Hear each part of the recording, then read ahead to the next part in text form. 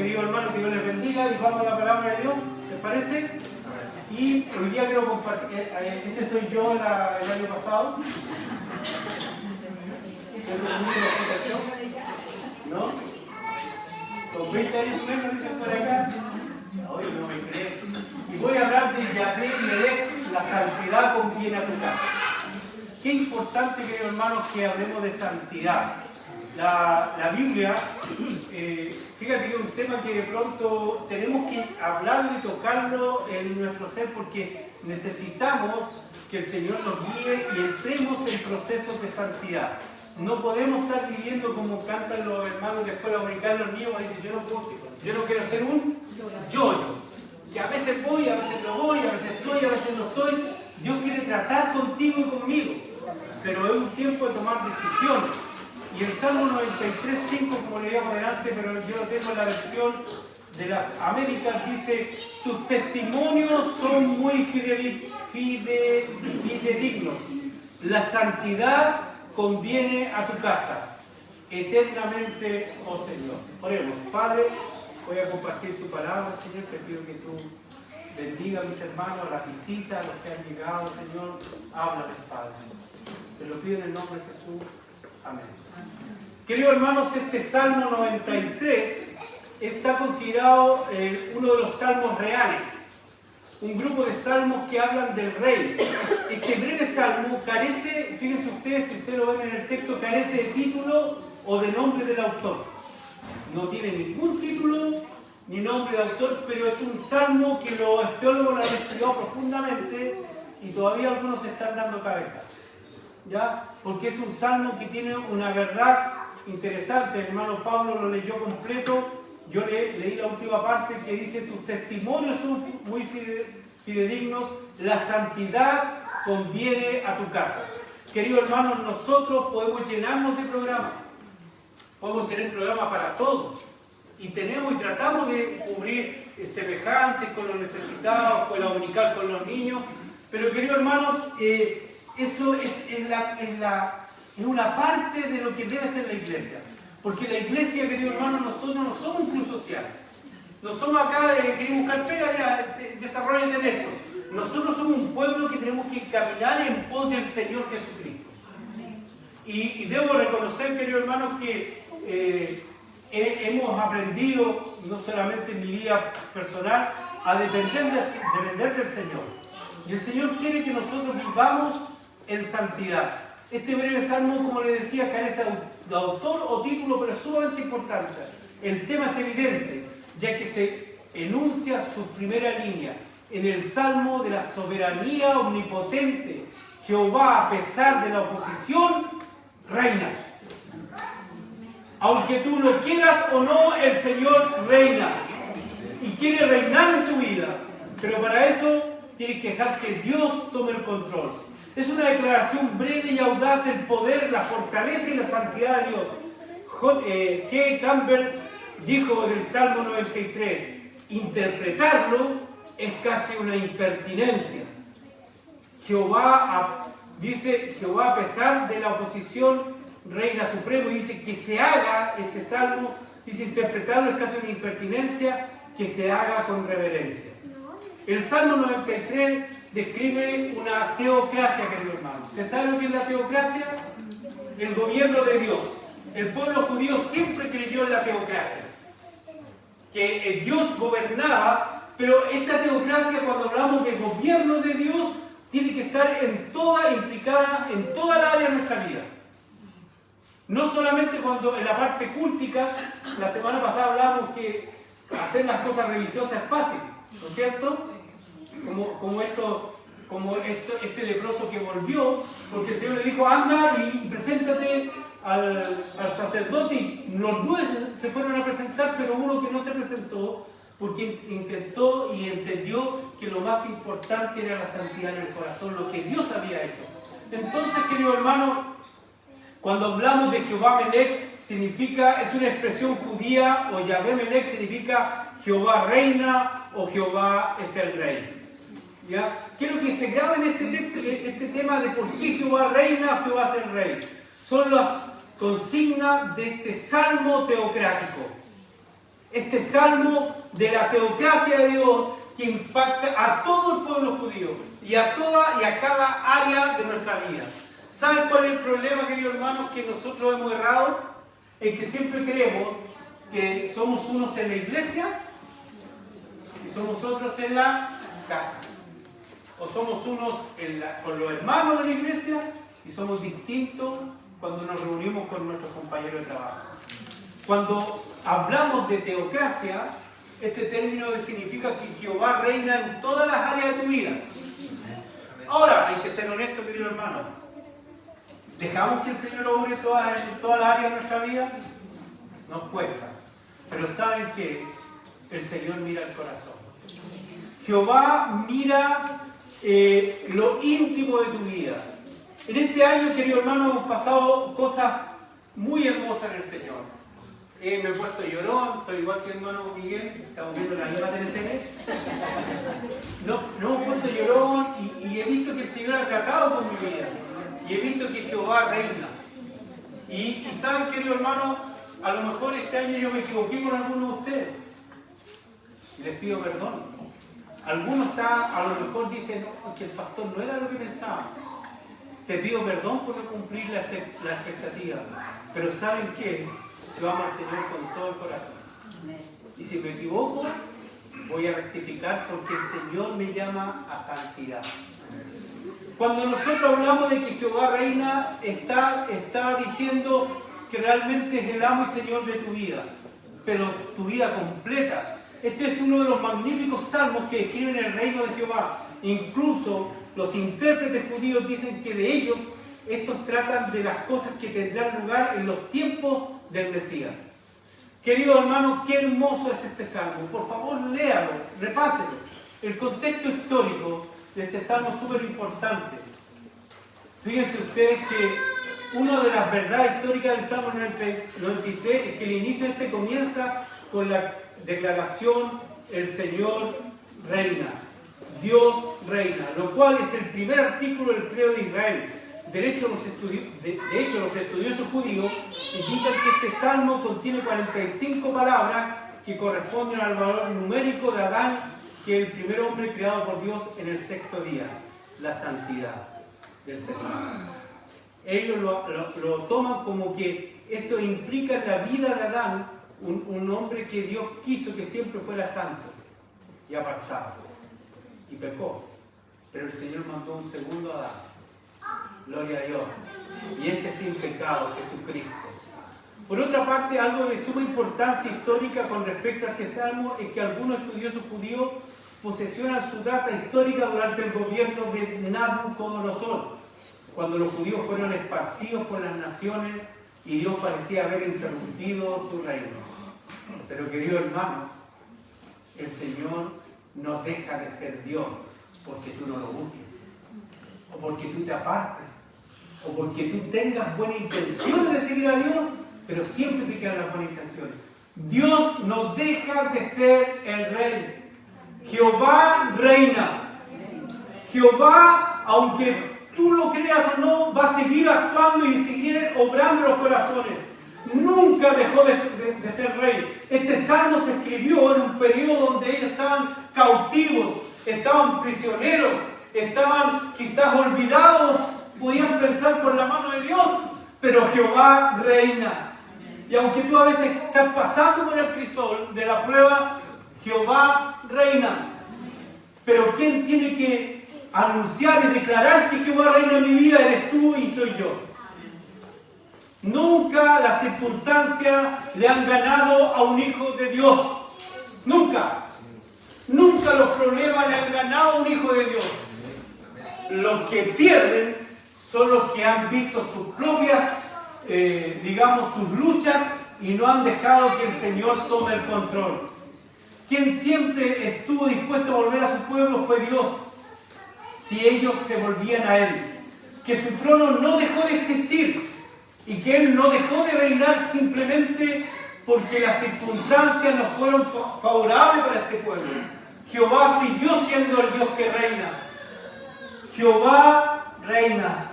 Dios reina sobre todo el mundo, sobre tu vida y sobre la mía. Creas o no creas. Acepte al Señor o no lo acepte. Quieras dar las batallas delante del Señor o no las des. Dios reina. Él nunca olvidó. Y este pueblo en este salmo les declara, dice, yo reino. Por eso es que es tan hermoso este salmo que no tiene autor. Porque podríamos pensar que es Dios mismo diciéndole, oye, ustedes me han dejado, pero yo sigo reinando. Gloria a Dios. Por eso es que es hermoso que este salmo, usted lo ve en la Biblia, no tiene ni título, ni se sabe de quién es. Pero es una palabra potente en el Señor. Y reina sobre ellos, no solamente reina sobre ellos, sino sobre todo Israel. Esta declaración refleja a una supremacía total y hace la diferencia en los reyes que venían en las otras naciones, que eran terrenales y que a menudo no actuaban con sabiduría. Los judíos toman este salmo como un canto de alabanza para celebrar que Dios es el eterno Rey del mundo y que domina la fuerza de la naturaleza, que cumple sus promesas y va a construir una casa eterna para ellos que durará para siempre. Queridos hermanos, qué interesante. Y por eso que el concepto judío era, mira, aunque nosotros estemos mal, Jehová reina y yo tengo que buscar. Y cuando ellos buscaban al Señor, empezaban a vivir la teocracia, el gobierno de Dios en toda la área de mi vida. En todas. Dios reina. Uno dice, pastor, pero es que yo no tengo ningún don. Y de pronto hace una sobrepira apunte. Y de pronto puede estar sirviendo en la mesa cuando estamos haciendo cosas. Es disposición, querido hermano. Porque a todos Dios nos dotó al menos de un don. Y quiere darte muchos dones. Pero trabaja. Entonces, cuando habla el Salmo 5, hay una verdad eterna. Dice, tus testimonios, oh Dios, son muy fidelignos o muy firmes. Fíjense ustedes que el término testimonio, en la traducción, la palabra griega significa martiria. ¿Lo han escuchado? Y es parecido a la palabra mártir. Martiria, la palabra testimonio, de donde procede, queridos hermanos, la palabra mártir, indica que la capacidad de entrar en una relación interpersonal sobre la base de la narración de un hecho. Hay un hecho, un testimonio. Es ante todo el lenguaje y pertenece al modo de expresarse del hombre y en algunos aspectos la expresión privilegiada de la lengua humana, ya que crea actos concretos. Un testimonio es algo concreto que la palabra hablada por sí sola no es capaz de indicar. Dice que tus testimonios son fieles. La palabra testimonio es algo que tú entregas en las competencias. ¿Han escuchado las carreras 4x4? O que entregan un testimonio y si se te cae el testimonio, hasta ahí nomás quedaste y quedas eliminado de la carrera. Y uno ve corriendo, incluidos los panamericanos, y uno entregaba el testimonio y ya la otra persona iba corriendo y tomaba el testimonio. Querido hermano, el testimonio es algo concreto que está en tu vida. ¿Qué es lo que ha sido más concreto en tu vida? Lo más concreto en mi vida fue que a los 18 años, no habiendo entrado nunca a una iglesia evangélica, entré y el Señor, la persona que estaba predicando, empezó a hablar y yo dije, ese que está hablando soy yo. Y acepté a Cristo en mi corazón. 18 años al Señor. Es un testimonio de vida. La pregunta es, ¿cuál es tu testimonio delante del Señor? ¿Cuántas veces se te ha caído y no lo has podido entregar al que viene? ¿Cuántas veces como que andamos siempre entre Tongoy y Los Vilos? ¿Ya? Yo he ido para Tongoy y no sé a dónde queda entre Tongoy y Los Vilos, pero bueno. ¿Ya? Queridos hermanos, siempre andamos dando tuyo. Y nunca tomamos decisiones, nunca tomamos el hecho real del testimonio de Dios para seguir adelante. Que este año el Señor te bendiga y tomes decisiones. Que te tomes de la mano el Señor. Porque, querido hermano, la palabra testimonio significa mártir. Una persona que sufre por Cristo. Y a mí cuando me cuesta, cuando yo tengo que dejar un pecado que el Señor me dijo que tengo que dejar, por Dios que sufre. Me cuesta. Cuando el Señor me dice, Cristian, tienes que dejar un vicio, no lo quiero dejar. Pero ahí está el testimonio. Tengo que tomar lo que Dios me está dando y creer que Él lo va a hacer. Si este año que pasó te faltó siempre algo en el Señor, que este año que estamos viviendo sea un tiempo de martirio en tu vida. En serio, lo deseo, que sufras por el Evangelio, para que sepas que Dios es real y se va a mover en tu vida. Y aunque tengas problemas, Él nunca va a dejar de ser tu Dios y te va a sustentar siempre. ¿O usted cree que los pastores no sufrimos? ¿O los diáconos no sufren? Queridos hermanos, a veces, queridos, lloramos mucho por cosas que a veces ni siquiera son de la iglesia, son de nuestra familia, de nuestros seres queridos.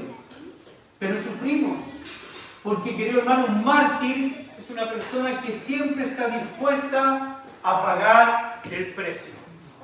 Ahora, querido hermano, ¿es hermoso seguir al Señor? Amén. Amén.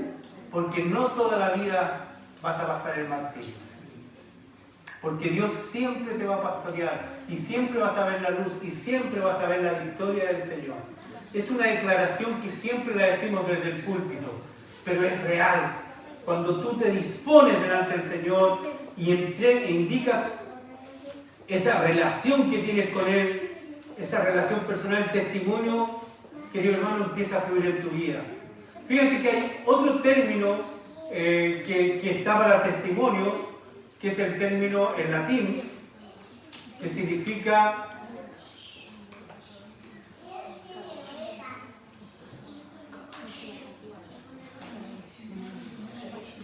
me equivoqué. Ya. Míralo. No, pero es que bien, me pasé. Ahí estamos. Lo que pasa es que el otro me equivoqué, es testimonio en latín, vinculado a una prueba, afirmación o comprobación de la verdad de algo. Testimonio, ordenanza. Como la palabra testigo, testimonio pertenece al campo del ámbito jurídico y tiene tres opciones principales. El testimonio, declaración que hace una persona para demostrar algo o un hecho. Prueba que sirve para confirmar la verdad o la existencia de una cosa, y documento legalizado en el que se hace fe de algo. Querido hermano, el término testimonio se utiliza en la Biblia para describir una declaración o una afirmación basada en la experiencia y el conocimiento personal.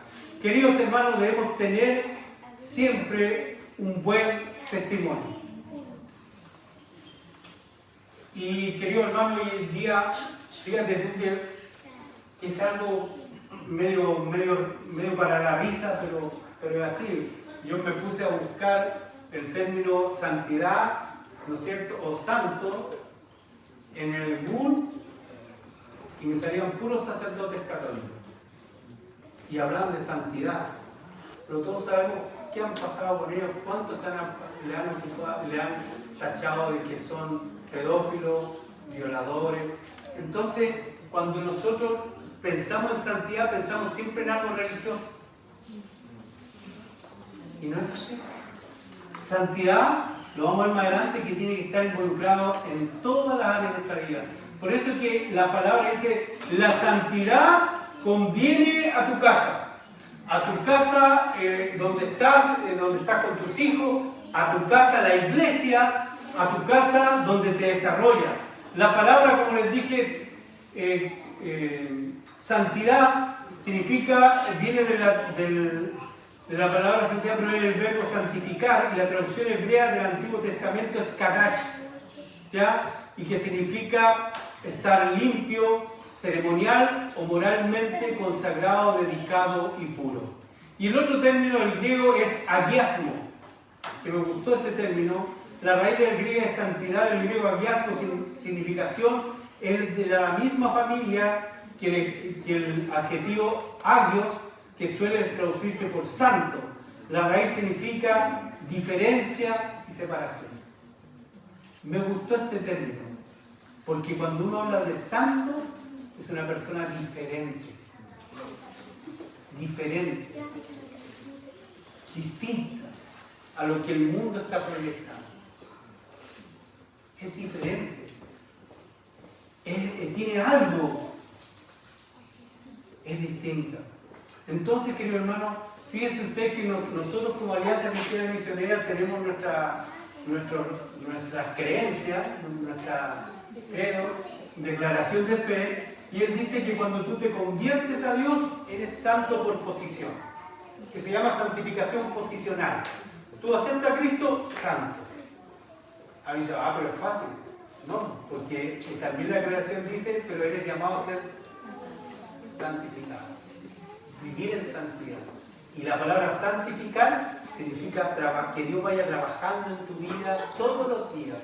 En cada momento Dios te habló a través de una canción, guarda ese testimonio y levántate. Dios te habló a través de una predicación, a través del pastor, a través de un líder, guárdalo en tu corazón, porque, queridos hermanos, es algo que marca tu vida y marca una separación. Todo lo puedo en Cristo que me fortalece. Si tú crees que Dios no puede librarte o limpiarte de algún pecado, quiere decirte que no conoces a nuestro Dios poderoso, porque Él reina. Y Él lo puede hacer. Si el que no quiere hacerlo, eres tú. No hay nada imposible para Dios. Por eso que Dios te llama a ser diferente y a vivir en separación. Aunque vives en el mundo que es a Dios, siempre es diferente de Él en algún sentido. Y está separado de Él. Cuando hablamos de la santidad de Dios, estamos diciendo que Él es absolutamente distinto a todas las criaturas, pero a su vez que Él ha quedado exaltado sobre todas ellas en infinita majestad. Y ahí está el término: la santidad conviene a tu casa. Querido hermano, este año miramos para atrás qué pasó y fue un buen año. Yo en lo personal, no sé ustedes, a lo mejor algunos se decepcionaron, pensaron que yo era una persona que medía un 80, que era más joven, algunos me dijeron. Bueno, lo pueden decepcionar, sí, pero saben que este año, querido hermano, sepamos que Dios quiere usarte y quiere trabajar en ella. Y la santidad conviene a tu casa, dice el salmista. Este salmo no sabemos quién lo escribió, pero este salmista dice, mira, a pesar de que estés bajo el imperio de Nabucodonosor, aunque estén divididos, aunque estén apartados, yo no dejo de ser rey, pero la santidad conviene a tu casa. Busquemos al Señor.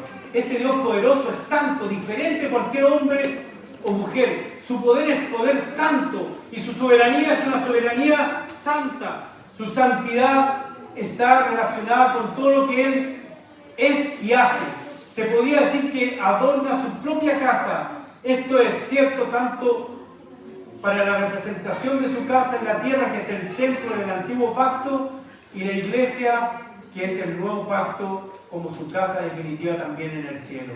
Fíjense usted, querido hermano, que el texto dice, una casa se edifica con sabiduría y se fortalece por medio del buen juicio.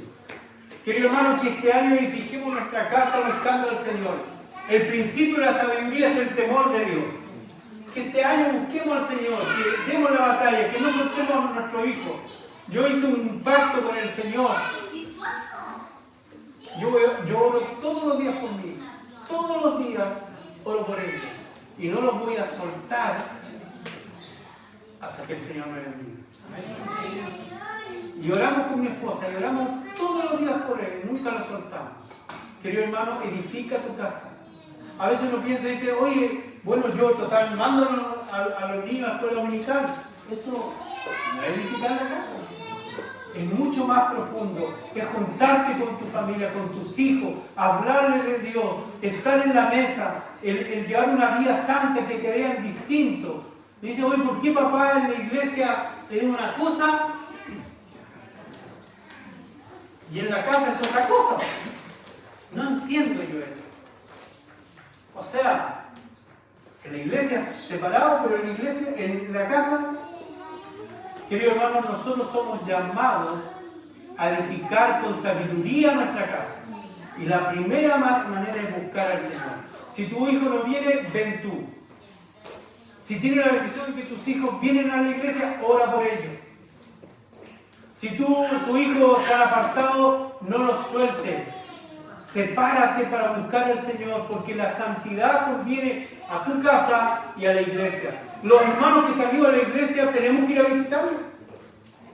O ustedes están pensando en decir, no, si total se fueron solos, que vuelvan solos. ¿No? Querido hermano, es un engaño del enemigo, porque Jesús dijo, yo dejo las 99 y voy por la 23.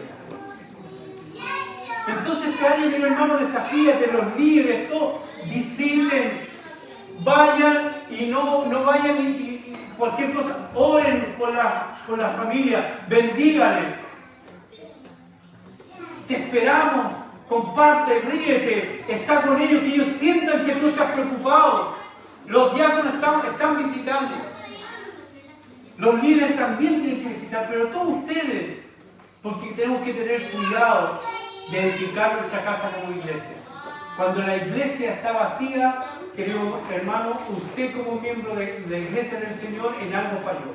El pastor en algo falló. Y por eso es que todos los años es bueno replantearse la vida. Y querido hermano, hay algo que dijo el señor Adam Clark, un hermano metodista, avivamiento ahí. Él dijo algo que me gustó mucho. No sé si se ve. Sí. Se lo leo, dice: tu naturaleza es santa. Todas tus obras son santas.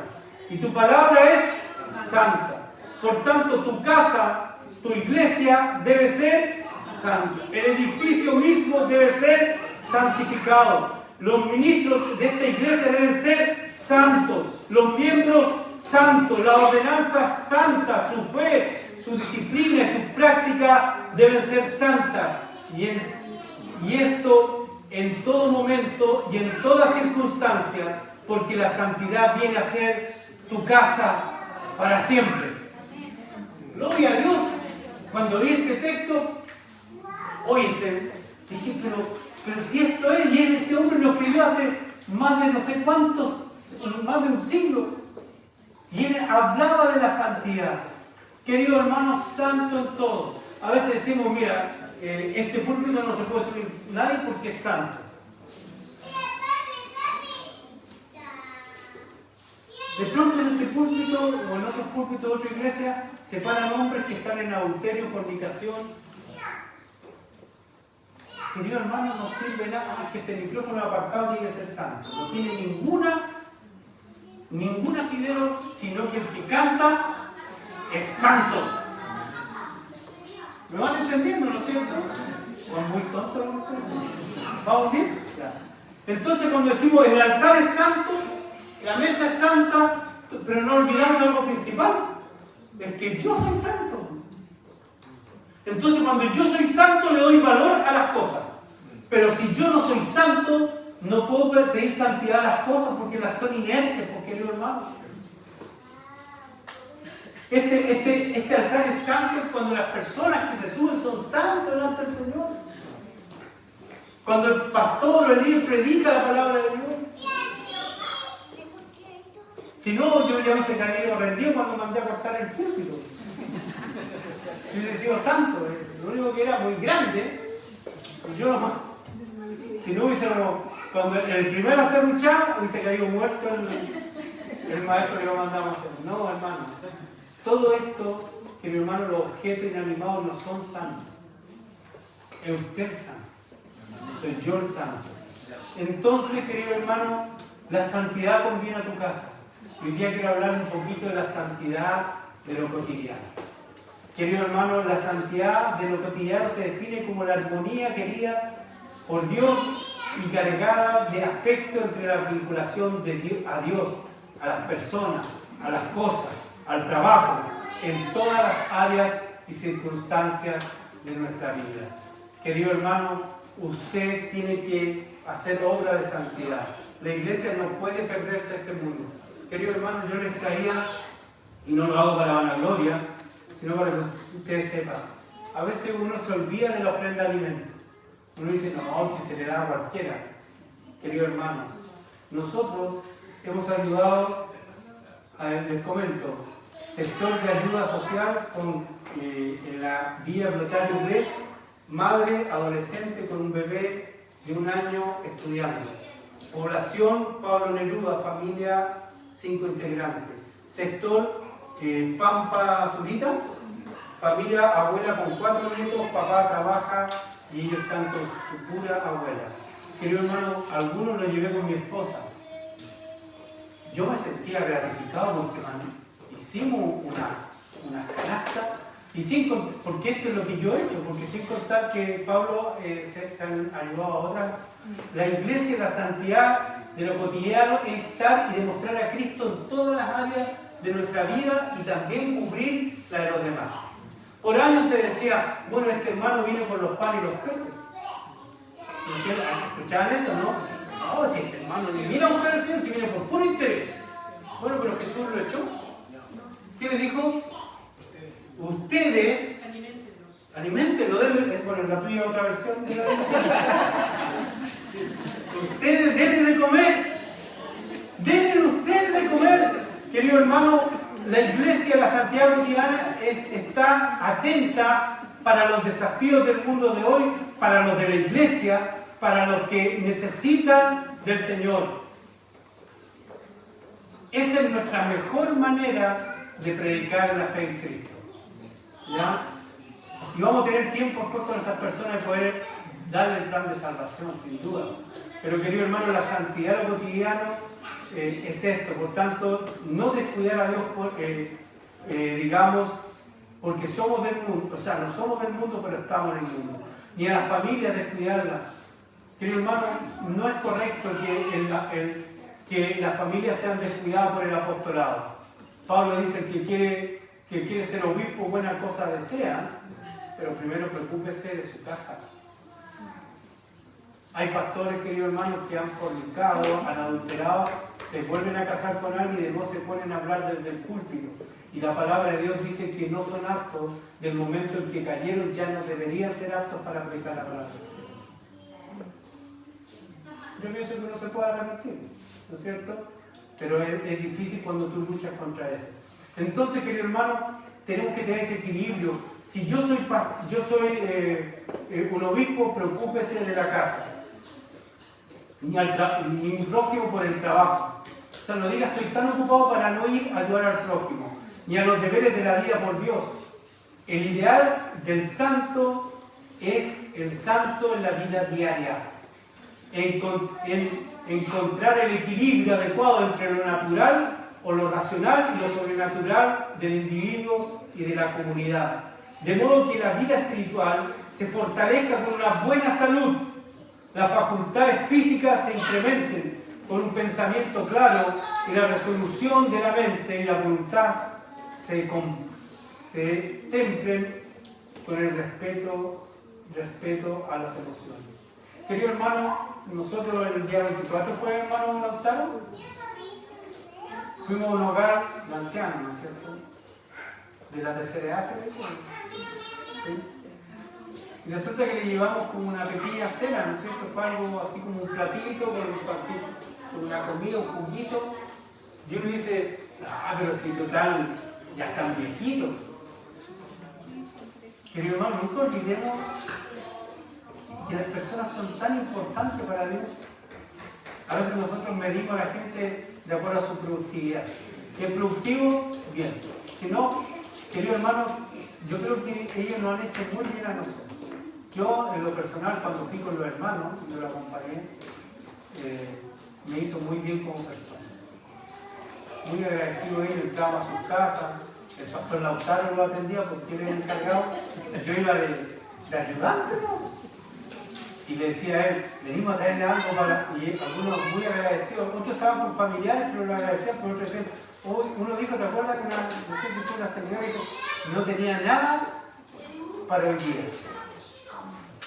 Querido hermano, la santidad nos demanda también mirar más allá de nuestras narices. En ayuda.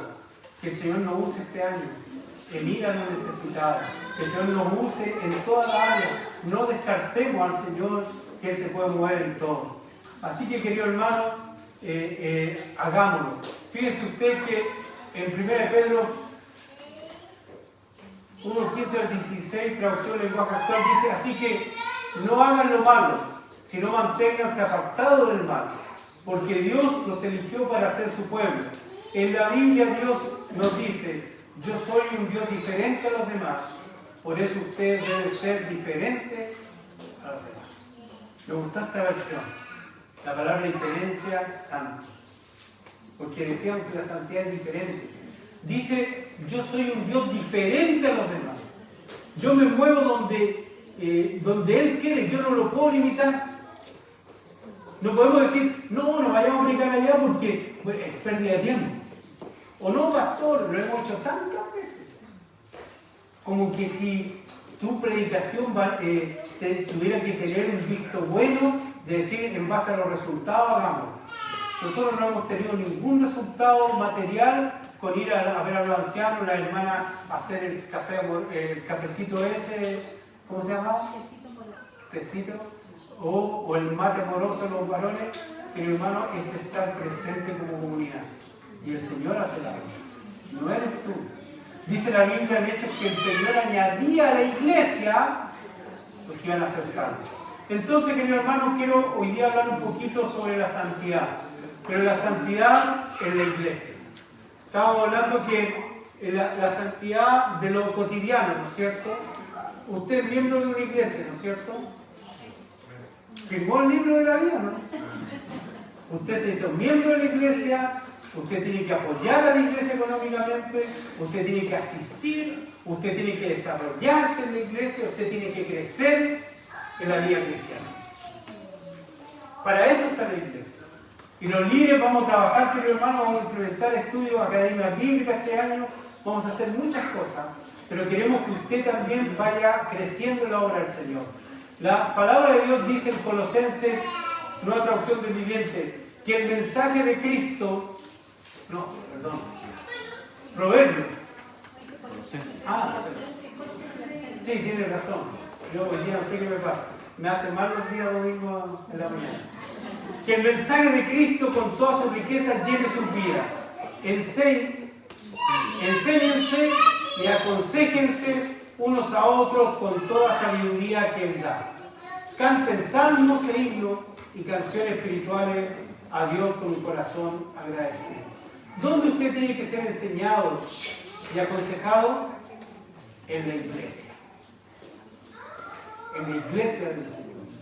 Que el Señor, dice el texto, por favor, que el mensaje de Cristo, con toda su riqueza, llene su vida. Enséñense y aconséjense. O sea, la iglesia tiene que dar la herramienta para que usted se desarrolle como un hijo o una hija del Señor. Por eso que es tan importante que usted entienda la santidad en la iglesia. Uno entiende más la santidad. El apartarse. Dice: bueno, yo voy a la iglesia una vez a la semana. O yo, cuando tengo tiempo, voy. Pero hermano, esa declaración en sí ya carece de toda santidad de parte del Señor. Porque el Señor te llamó y dijo: yo soy un Dios diferente a los demás. ¿Y qué creen ustedes? Que el pueblo tiene que ser diferente. Entonces, querido hermano, en la iglesia tiene que haber esto, darse esto. En la iglesia usted tiene que crecer. Es triste decirlo, que a veces en la iglesia usted no experimenta esto. Experimenta todo lo contrario, una liviandad, un maltrato, de pronto de los mismos líderes, del mismo pastor, que de pronto desde el púlpito la empieza a tirar con ventilador, ¿no es cierto? Empieza, y uno dice: bueno, ¿por qué el pastor no me lo dice mejor? Porque es más fácil de aquí empezar a hacer cosas y no pastorear. Dios es un Dios distinto. Dios quiere que usted sea pastoreado en la iglesia, que sea consolado, que usted cuando sufra una pérdida, nosotros estemos contigo. Cuando usted quizá esté avanzando en la vida cristiana, nos gocemos con usted. ¿O no se gozó con los hermanos del bautismo? Ayúdenos, queridos hermanos, potencienlos, háblenles con amor, díganles las cosas para que ellos crezcan en el evangelio.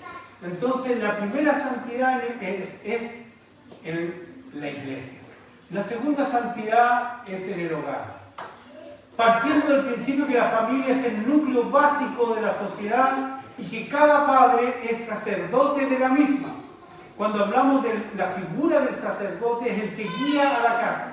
Sabemos que hoy día en el tiempo las familias están distintas, a veces no hay un jefe de hogar, bueno, tiene que la esposa tomar la decisión y llevar adelante la casa. ¿Ya?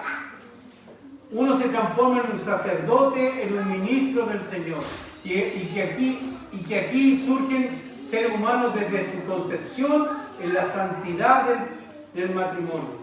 Somos los padres los responsables de velar en primer lugar en la ministración e instrucción de la palabra de Dios a los hijos, en la enseñanza, en los valores espirituales, tomando como base el temor, el amor a Dios. A veces dejamos por nuestra pereza espiritual que el colegio sea el que le guíe. Después la escuela dominical. Y no ha pasado a estas cosas. Yo me he dado cuenta que después de interiorizarnos, por ejemplo, al principio con nuestra hija, que la habíamos metido, por ejemplo, en un colegio feminista. Entonces, uno tiene que estar ojo. Una vez la hermana que vino acá me dijo, con tus hijos no te metas, ¿se acuerdan? Dijo ella, ustedes como padres deberían ser los presidentes, los secretarios, los de la directiva del curso, porque ahí se van a dar cuenta ustedes en qué colegio tienen a su hijo. Pero también tienen que traer a sus hijos con la dominical. Querido hermano, es triste cuando hay hermanos en nuestra iglesia que no traen a sus hijos con la dominical. Y después dicen, oh, mi hijo está rebelde. Oh, mi hijo acá. Pero nunca le diste la oportunidad de enseñarle valores también acá. Nunca los trajiste, o si los trajiste, fue sumamente inconstante. Querido hermano, no debe ser así. La palabra de Dios habla y dice, enséñale al niño a elegir el camino correcto. Me gusta esta versión. Dice, a elegir el camino. Tú tenés que ayudarle a elegir el camino correcto. Y cuando sea viejo, no lo abandonará. Palabra de Dios y promesa de Dios. Querido hermano, enséñale en tu casa. No le enseñes a golpe. No le enseñes con ira. Enséñale con amor. Yo sé que a veces cuesta porque los hijos generalmente nos sacan, como decía un buen chileno, los choros del carácter. Y tienen de la que le piden. Yo una vez, querido hermano, mi hijo empezó a hablarle fuerte a mi señora y dijo algo cuando iba saliendo. Y yo salí, lo agarré de aquí el cuello y le tiré para. ¿Qué estás diciéndole a tu mamá? No, trae para tu pieza. Y yo enojado, yo iba a hacer como que le iba a pegar.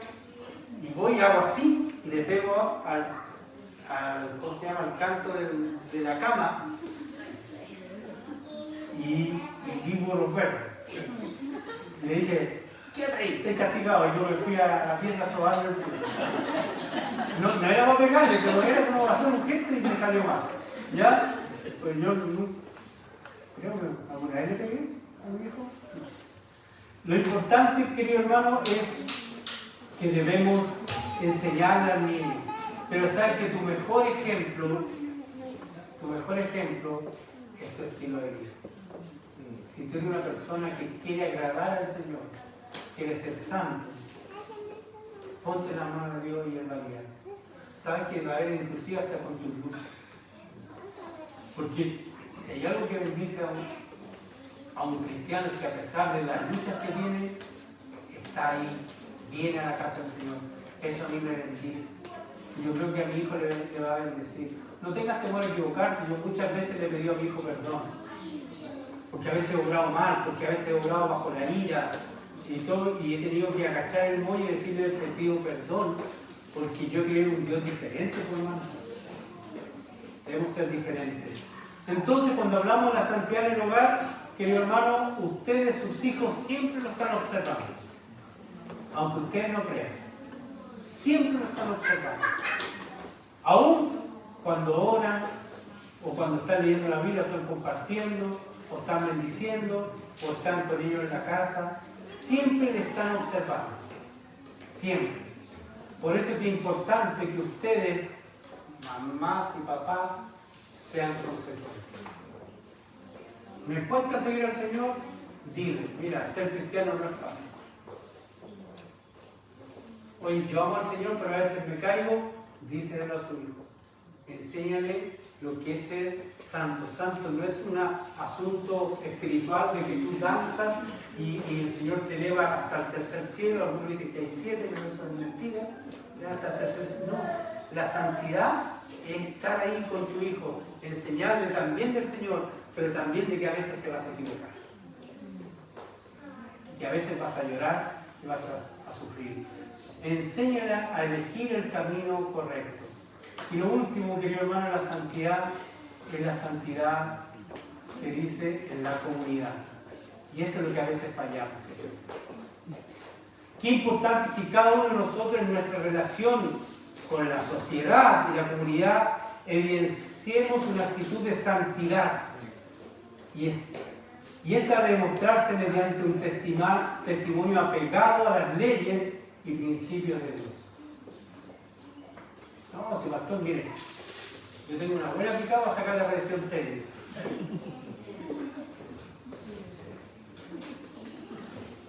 ¿Han escuchado? En otra iglesia. En otra iglesia dicen, no, pero oye, paga 10 lucas y tenéis cable todo el año, toda la vida. La santidad conviene a tu casa. Buen testimonio. Yo les contaba que una vez en la iglesia de nosotros, que yo me vine y todavía no tenía alcantarillado, una vez nos ofrecieron tener alcantarillado para hacerlo de noche. Porque podíamos hacer, mira, no. La santidad conviene a tu casa. Y si el Señor quiere que suplamos una necesidad, Él lo va a hacer. Pero va a ser probado también tu corazón. Querido hermano, no podemos por años un negacionismo de la iglesia a estar en esta sociedad.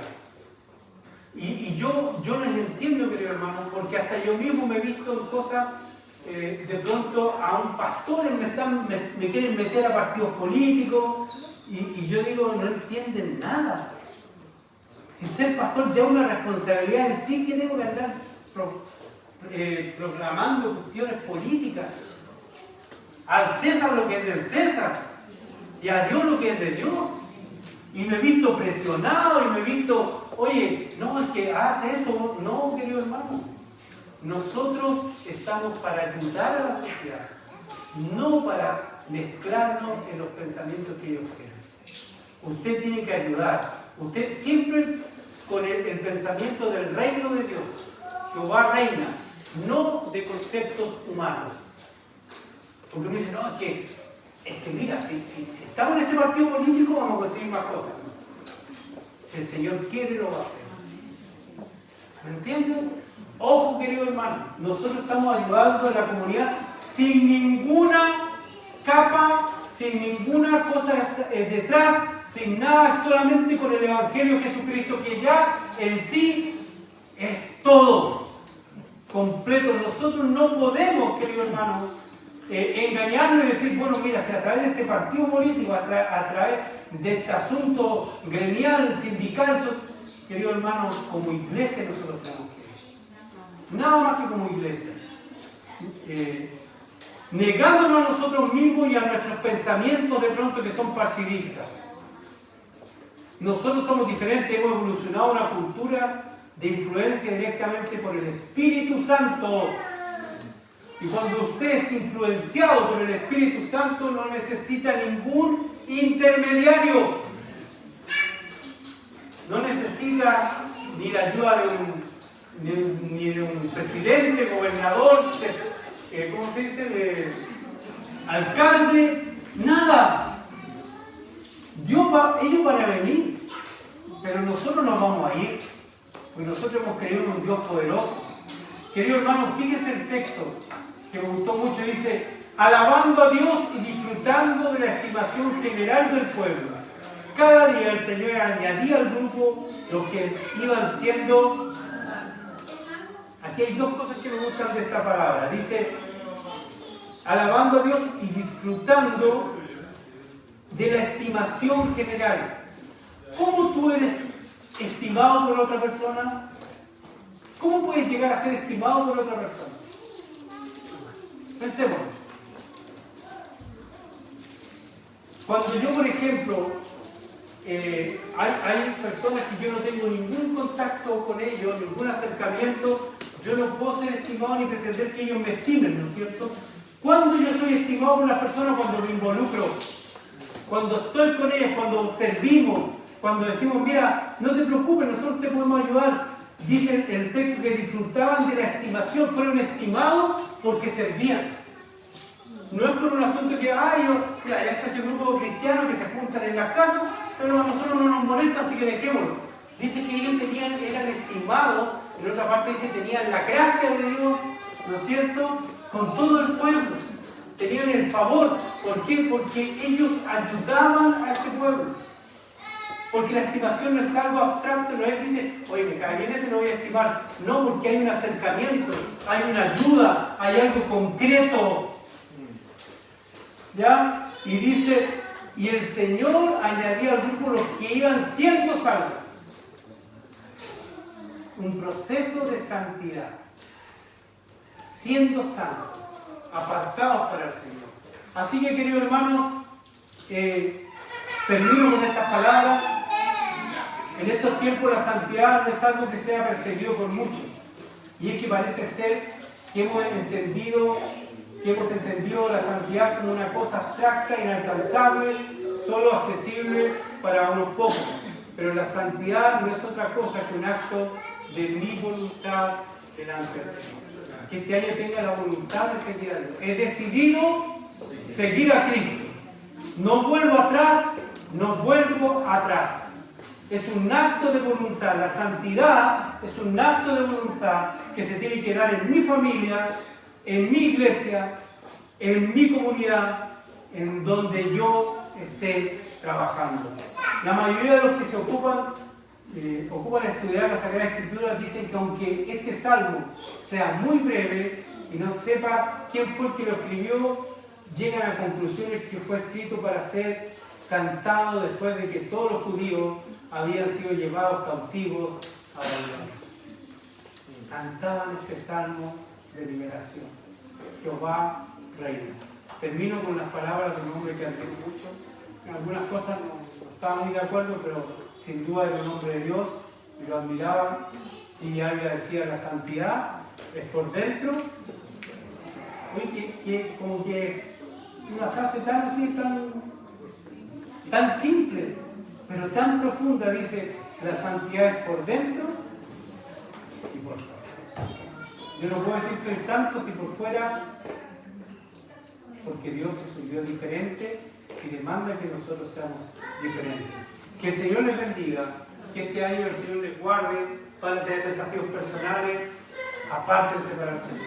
Eso es ser santo. No ser santo que es algo elevado o poco menos que yo ando con una vestidura y un paso 10 horas orando y otras 10 leyendo, hago ayuno, no, querido hermano. La santidad es tomar una decisión de tener una voluntad de agradar al Señor. He decidido seguir a Cristo y no vuelvo atrás. No vuelvo atrás. Oremos.